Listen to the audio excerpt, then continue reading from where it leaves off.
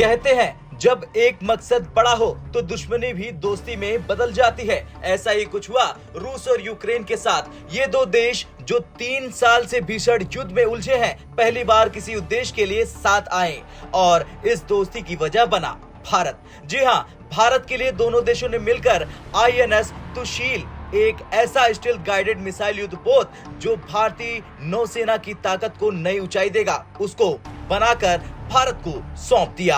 INS Tushil भारतीय नौसेना का नया रक्षा कवच है जो एडवांस मिसाइल और तकनीक से लैस है। ये युद्धपोत न केवल भारत के समुद्री क्षेत्र की सुरक्षा को मजबूत करेगा बल्कि चीन की बढ़ती ताकत को भी चुनौती देगा। INS तुशील का निर्माण आसान नहीं था। इसकी कहानी में रूस और यूक्रेन की दुश्मनी के बीच एक असाधारण साझेदारी शामिल है।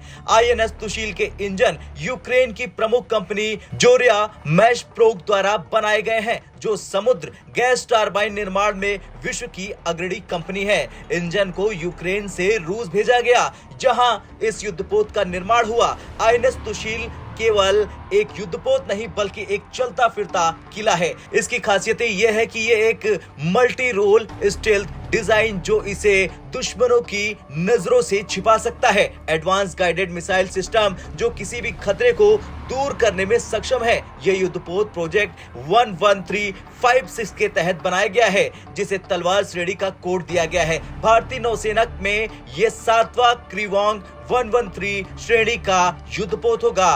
वैसे चीन जो हिंद महासागर में अपनी ताकत बढ़ाने की कोशिश कर रहा, अब INS तुशील को देखकर परेशान हो सकता है। ये युद्धपोत भारतीय नौसेना की ताकत को कई गुना बढ़ा देगी। चीन जो पहले से ही दुनिया की सबसे तेजी से बढ़ने वाली नौसेना है, अब भारत की इस नई ताकत को नजरअंदाज नहीं कर सकता।